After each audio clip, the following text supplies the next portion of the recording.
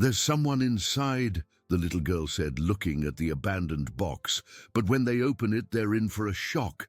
Let me know what you thought of this story by giving it a rating from 0 to 10 and tell me what city you're watching from. I really want to know if you liked my story and get to know you better, so please subscribe to my channel to support my work. I'm counting on your help."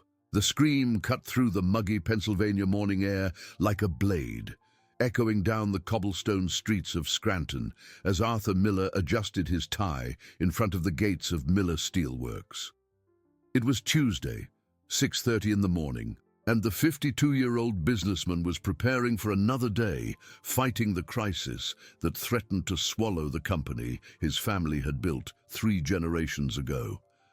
"There's someone in there. There's someone in there." The high-pitched, desperate voice came from behind the factory, where the industrial waste dumpsters were kept.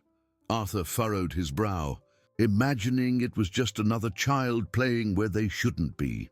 Ever since the steelworks had started laying off employees, the neighborhood had become more dangerous, with neglected children wandering the streets in search of food or shelter. But something in that cry made him stop. There was a genuine desperation in the voice, an urgency that made his chest tighten.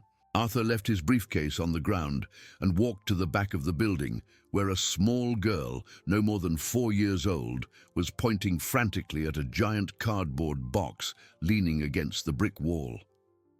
"There's someone in there, mister." I heard them groaning. The child had tangled brown hair, dirty and torn clothes, and her large eyes shone with a determination that contrasted with her fragile appearance. Her bare feet were caked in mud, and she smelled of rain and neglect. "You have to open it. You have to help." Arthur hesitated for a moment, looking at the box that had clearly been dumped there by someone during the night. It was the size of a refrigerator and sealed with industrial packing tape. A muffled sound came from within, as if something or someone was trying to move. His heart raced when he realized the child was right. There really was someone inside. "What's your name?" he asked, crouching down to be at the girl's level. "Lily," she answered, without taking her eyes off the box. "And there's someone suffering in there. Just like my mom suffered when she was locked in the dark room at the hospital." The child's words hit him like a punch to the gut. Arthur approached the box and distinctly heard muffled groans coming from inside.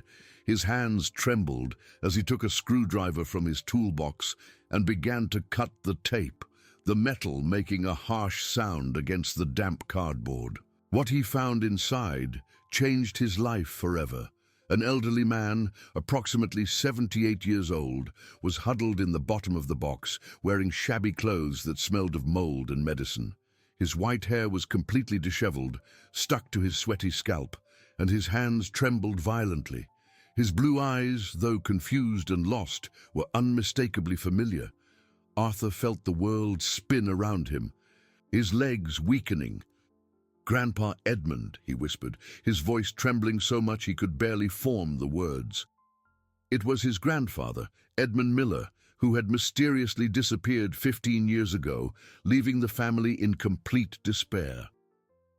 Arthur remembered perfectly the last night he saw him, a violent argument about the future of the company, cruel words exchanged in the heat of anger.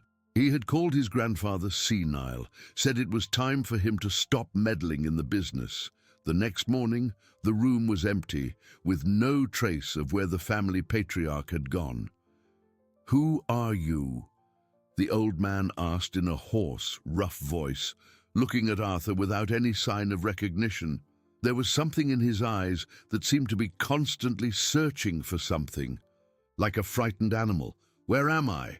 They weren't supposed to take me out of the box." Lily approached and gently touched the old man's hand, which was cold despite the warmth of the morning. "You're safe now, Grandpa. I found you, just like I found my mom when she hid in the hospital." Arthur helped his grandfather out of the box, noticing how his legs could barely support him and his movements were hesitant and confused.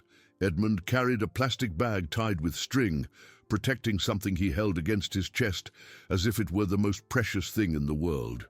His breathing was shallow and irregular.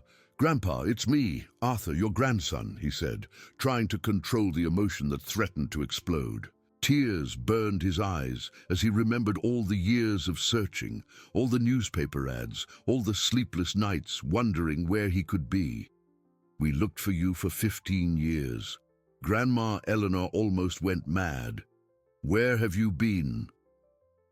The old man stared at him with completely empty eyes, without the slightest flicker of recognition. "I don't know any Arthur. I have to get back to Clara. She's waiting for me for breakfast. If I don't go back, she'll be very angry." "Who's Clara?"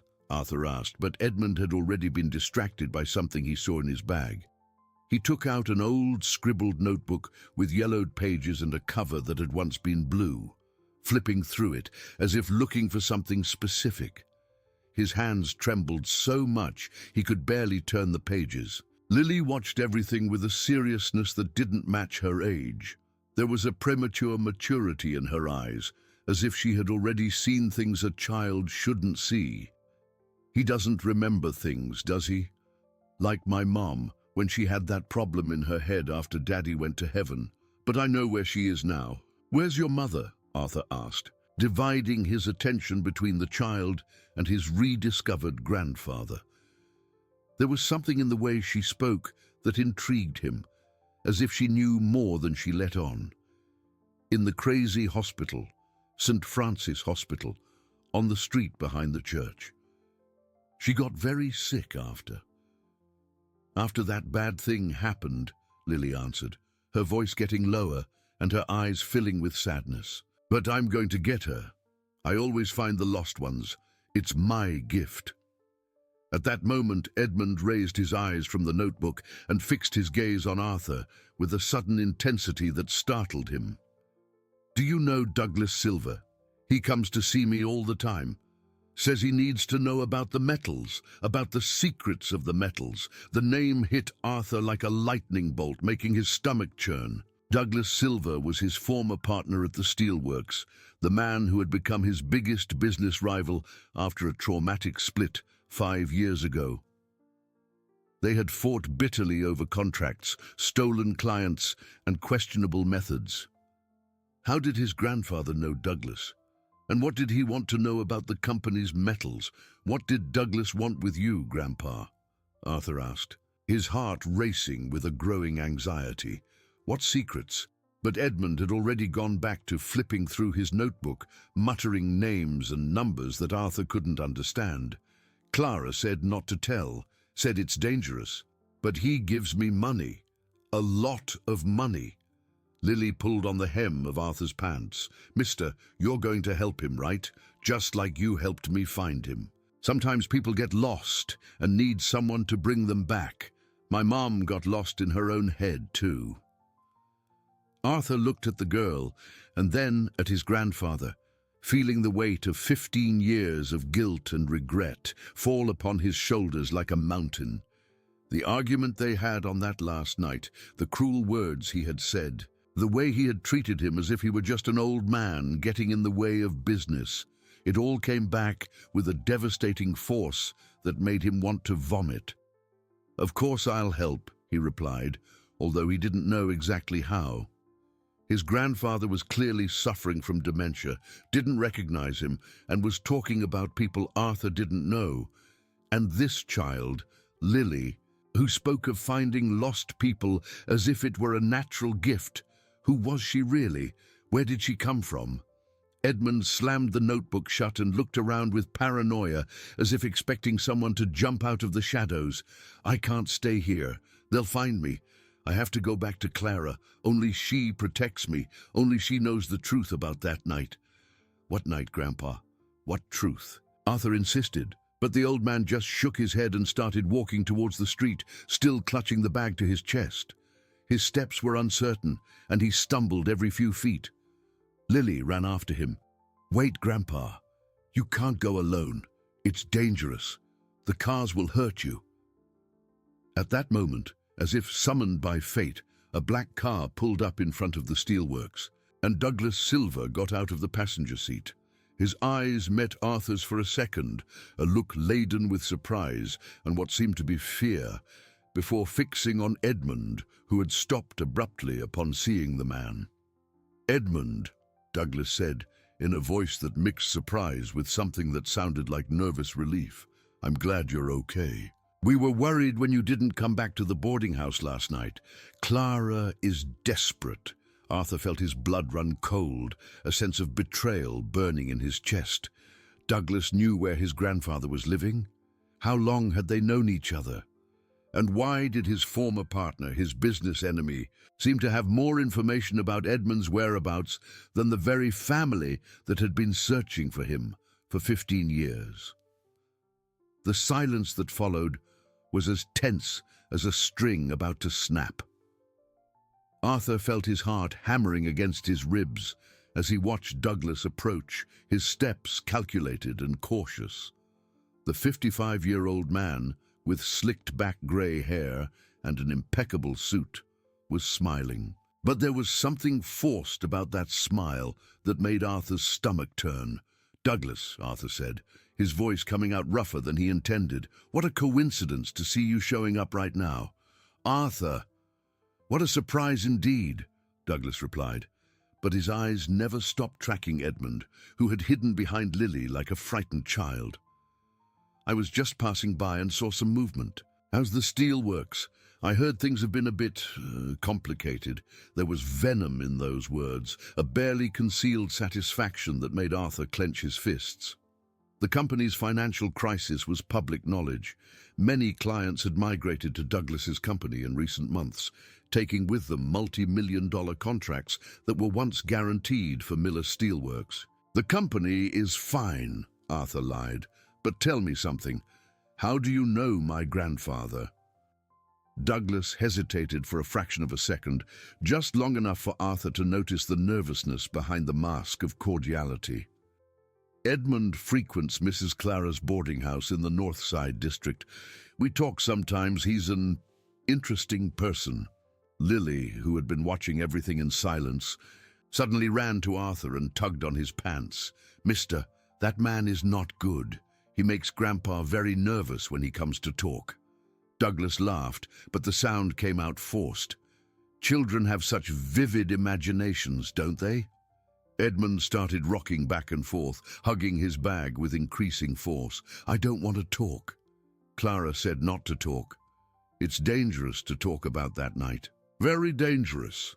What night?" Arthur and Douglas asked at the same time, their voices overlapping disturbingly. The old man looked at both of them with terror-widened eyes, as if he had revealed something he shouldn't have. I can't tell. He said he'd hurt me if I told, said he'd hurt Clara too." Arthur felt a cold anger rise up his spine. "Who said that, Grandpa? Who threatened you?" But Edmund had closed in on himself, muttering incomprehensible words as he frantically flipped through his notebook. His hands trembled so much that the pages made a rustling sound with every movement. Douglas took a step forward. "Edmund, you know you can trust me. I've always taken good care of you, haven't I?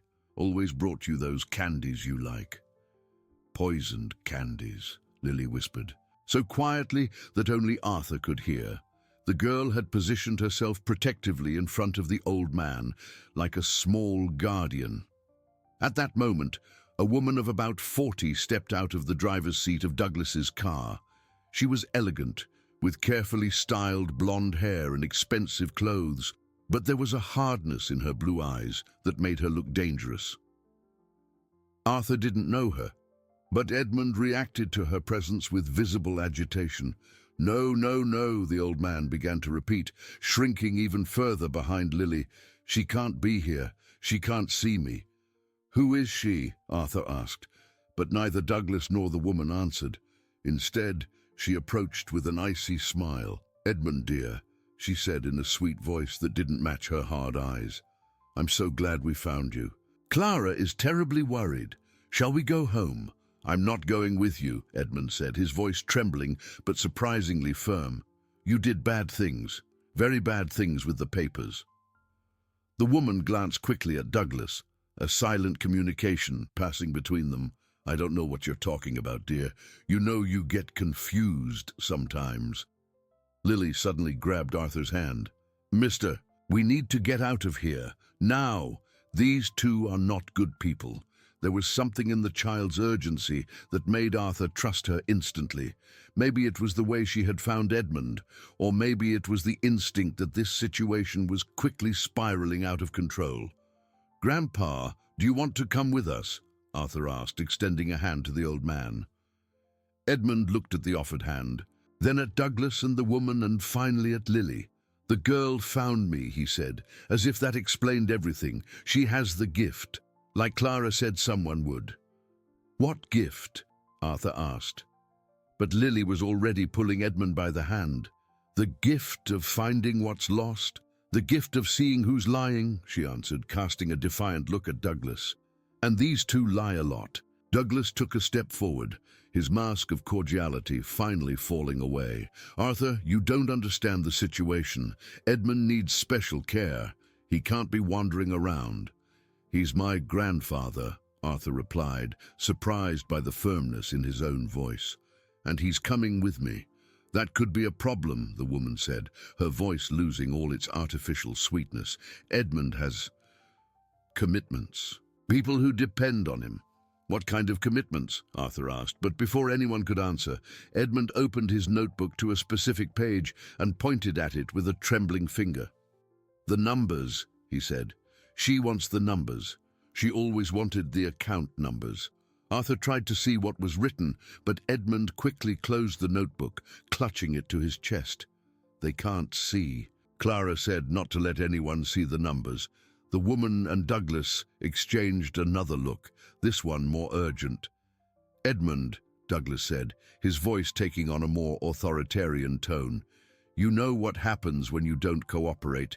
Remember last time? The old man flinched as if he had taken a physical blow. Don't hurt Clara again. Please, I'll do whatever you want. But don't hurt her. Arthur felt his blood boil. You threatened him. You threatened this Clara. It's a misunderstanding, Douglas said quickly. Edmund sometimes misinterprets things because of his condition. I don't misinterpret anything. The old man suddenly exploded, a sudden lucidity shining in his eyes. I saw you two that night. I saw you messing with the company papers. I saw when you... The woman quickly interrupted. Edmund, you're getting confused again. Remember what the doctor said about making up stories. But Lily was paying attention to every word. What night was that, Grandpa? The night you left your home? Edmund looked at her and nodded slowly. The night I saw them stealing. The night they said I would disappear if I told anyone. The silence that followed was broken only by the sound of distant traffic. Arthur felt as if all the pieces of a puzzle were rearranging in his mind, forming a picture he didn't want to see. You made my grandfather disappear, he said slowly, his voice thick with a rising anger. You threatened him and made him run away from his own family. These are the fantasies of a senile man, the woman retorted, but there was panic in her eyes now. You can't take his words seriously. Lily suddenly let go of Edmund's hand and ran to Douglas's car, pointing at something in the back seat. Mister, look! Everyone turned to see what she had found. In the back seat of the car were several folders with the Miller Steelworks logo, documents that clearly shouldn't be in Douglas's possession. Interesting, Arthur said, his voice dangerously calm. Documents from my company in your car, Douglas. How do you suppose they got there? Douglas opened his mouth to answer, but no sound came out. The woman, however, had regained her composure. I think it's time for us to go, she said, walking toward the car. Edmund, you're coming with us now, or... He's not going anywhere with you. Arthur interrupted, positioning himself between them and his grandfather. The tension in the air was palpable. Lily held tightly to Edmund's hand, who was hugging his notebook as if his life depended on it. And maybe it did. The blonde woman took a threatening step toward Arthur, but before she could say anything, the sound of a siren echoed in the distance. Douglas turned visibly pale, looking nervously at the exposed documents in the back seat of his car. "We need to go, Veronica," he muttered to the woman, whom Arthur now knew was named Veronica. "We're not going anywhere without him," she replied, pointing at Edmund. "He knows too much." Lily, who had been quietly observing the tension, suddenly ran into the street and began waving at an approaching car. "Help! Help! They're trying to take my grandpa away by force." The car stopped, and a woman of about 65, with white hair tied in a bun and wearing a floral apron over a simple dress, got out. Her eyes, though gentle, carried an iron determination that made Veronica instinctively step back. "Edmund!" the woman exclaimed, running towards the old man. "My God, where have you been? I looked all night." Edmund's face lit up for the first time since he had gotten out of the box. "Clara, you came for me?" It was her, the mysterious Clara whom Edmund had been talking about. Arthur watched as she hugged his grandfather with a tenderness that made his heart ache. It was obvious there was a deep connection between them, something that went beyond simple care. "Of course I came for you, my love," Clara said, her words laden with an intimacy that made Arthur realize the true nature of their relationship. "I would never abandon you." Douglas approached, trying to regain control of the situation. "Mrs. Clara, I'm glad you've arrived. We were just bringing Edmund back." Clara turned to him with a look that could freeze fire. "Liar, you made him disappear last night." "Did you think I wouldn't find out?" "We don't know what you're talking about," Veronica intervened, but her voice sounded less confident now. "I know very well what I'm talking about," Clara retorted, her voice gaining strength. 2 years ago, you showed up at my boarding house, pretending to be concerned relatives. For 2 years, you've been tormenting my Edmund, making him remember things that only bring him pain. Arthur stepped forward. "Mrs. Clara, my name is Arthur Miller. Edmund is my grandfather. He disappeared from our family 15 years ago." Clara studied his face for a long moment, her eyes searching for a resemblance. "You have his eyes," she said finally, "the same eyes he had when he was young, before all this sadness." "You knew my grandfather when he was young?" Arthur asked, confused. "I did," she answered, a sad smile on her face. "Edmund and I knew each other for over 40 years. We were special friends before he married your grandmother." The world seemed to spin around Arthur. His grandmother, Eleanor, had never mentioned that Edmund had an old flame who was still alive. In fact, she always spoke of him as if he were the perfect husband who had never looked at another woman. "He came to me on that terrible night, 15 years ago," Clara continued, tenderly stroking Edmund's face. "He showed up at my door, bleeding, desperate, muttering about seeing something he shouldn't have. He said he couldn't go back home because he would put his family in danger." "What danger?" Arthur asked, but it was Lily who answered. "The same danger my mom saw," the girl said with a disturbing seriousness. "My mom worked as a cleaner at your factory back then, mister. She was there the night Grandpa ran away." Arthur felt as if the floor was disappearing from under his feet. "Your mother worked at the steel works?" "Diana," Lily said, and for the first time her voice wavered. "My mom's name is Diana. She cleaned the offices at night, and on the night everything happened, she saw everything, just like Grandpa." Edmund suddenly grabbed Arthur's arm with a strength that was surprising for his trembling hands. "The cleaning lady, the pretty lady who always sang. She saw them when they messed with the secret account." "What secret account?" Arthur asked. But Douglas cut in sharply. "Enough of this crazy talk," he said, walking towards the car. "Veronica, let's go. Leave these 2 old folks to their fantasies." But Veronica didn't move. Her eyes were fixed on the notebook Edmund was holding, and there was a desperate hunger in her gaze. "I can't leave without those numbers, Douglas. You know I can't." "What numbers are these?" Clara asked, protectively holding Edmund. It was then that Edmund did something completely unexpected. With a sudden lucidity, he opened the notebook to a specific page and showed it to Arthur. The account I set up to protect our family, grandson.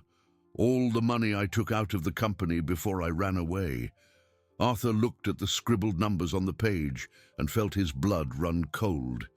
It was a bank account, and the balance noted next to it was enough to save the steelworks from bankruptcy 3 times over. Grandpa, you withdrew this money from the company? I took it before they could steal everything, Edmund answered, his eyes shining with a clarity Arthur hadn't seen before. I saw them forging documents, transferring money to ghost accounts.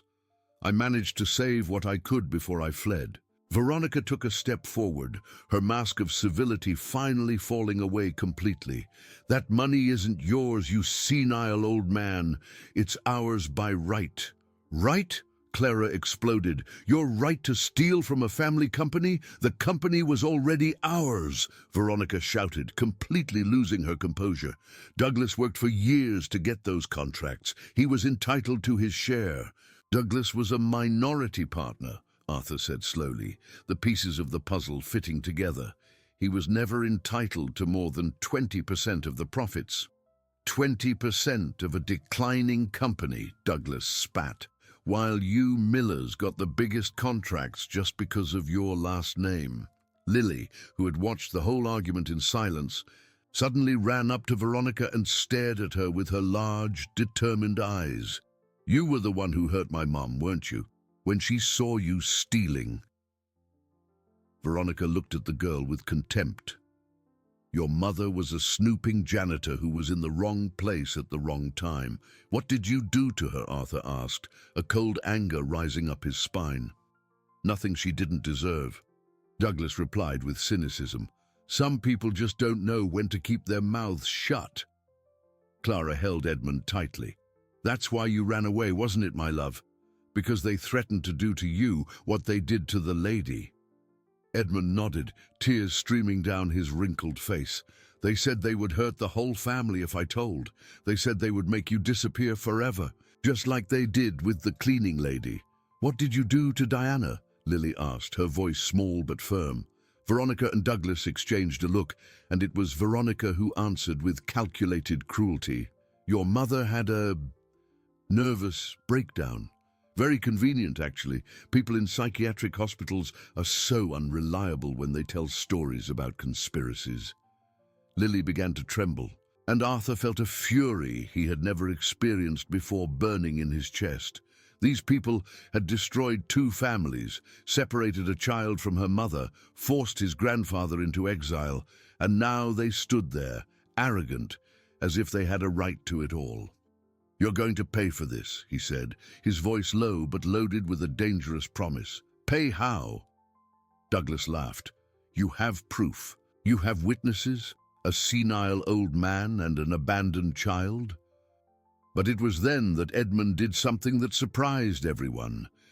He stepped away from Clara, walked up to Veronica, and for a moment he looked like the strong patriarch he had once been.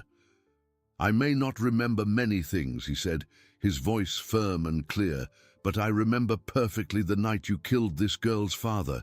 The silence that followed was absolute. Lily stopped trembling and looked at Edmund with wide eyes. Arthur felt as if he'd been punched in the gut, and Veronica and Douglas looked as if they had seen a ghost. Edmund's words echoed in the morning air like a thunderclap, leaving everyone paralyzed.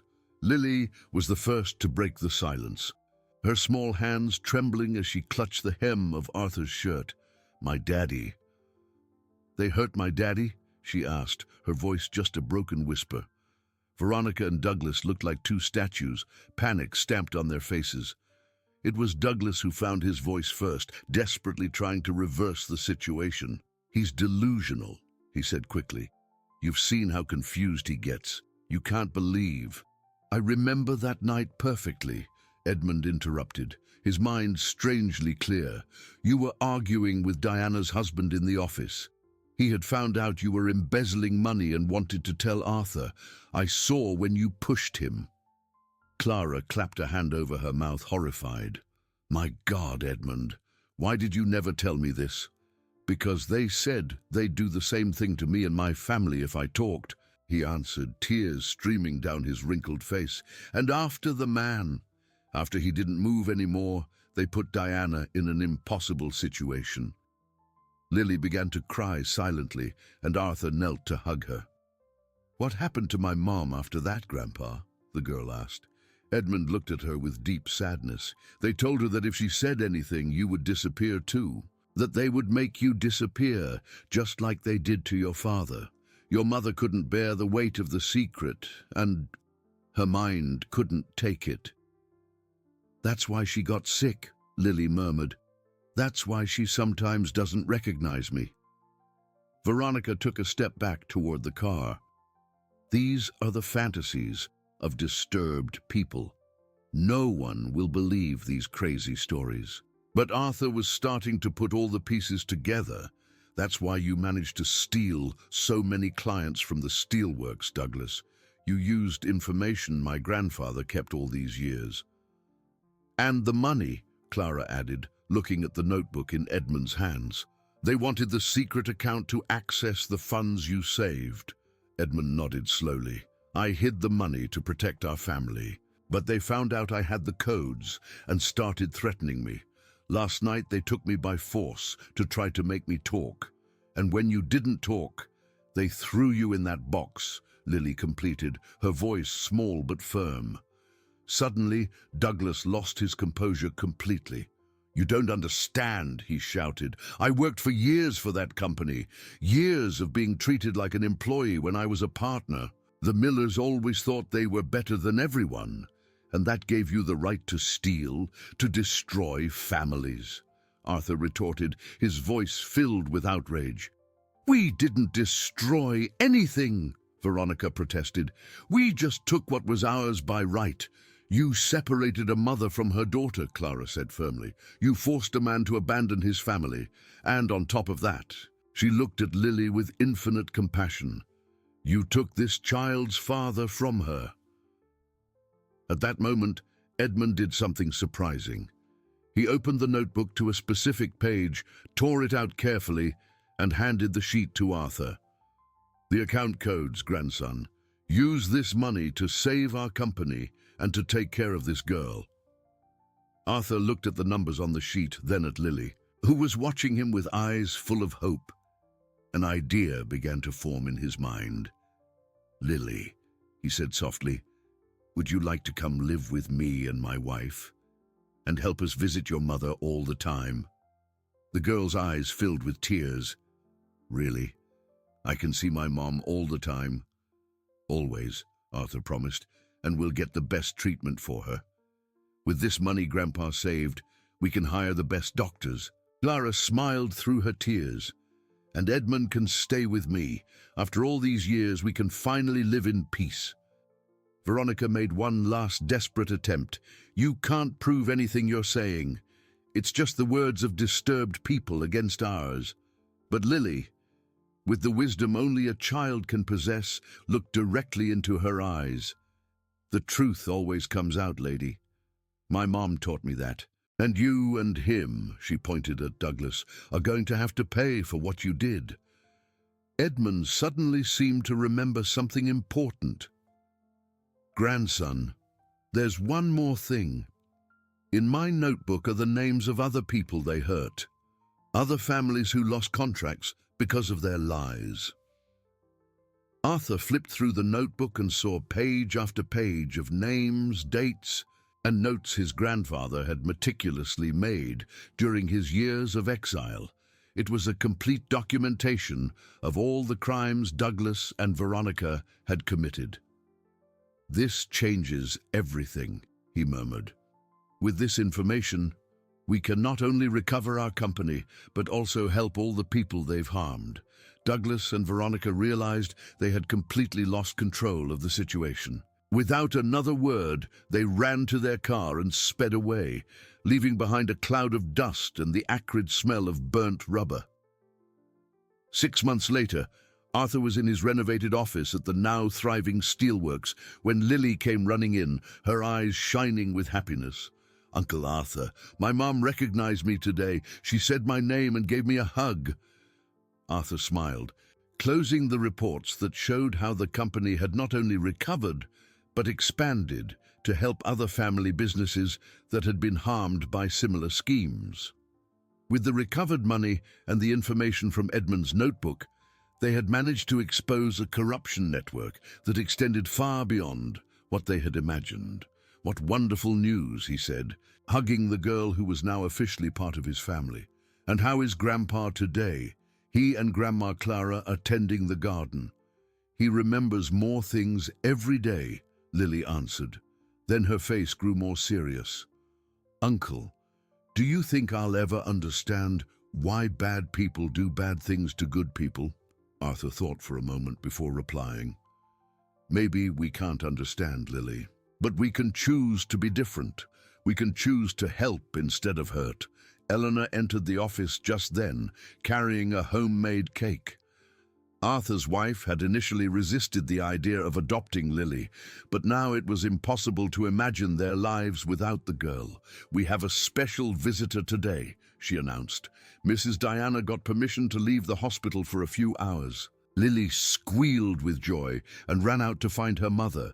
Arthur and Eleanor followed, finding her embracing a fragile but gentle-eyed woman who for the first time in years could look at her daughter without the veil of mental confusion. In the backyard, Edmund and Clara were planting roses together.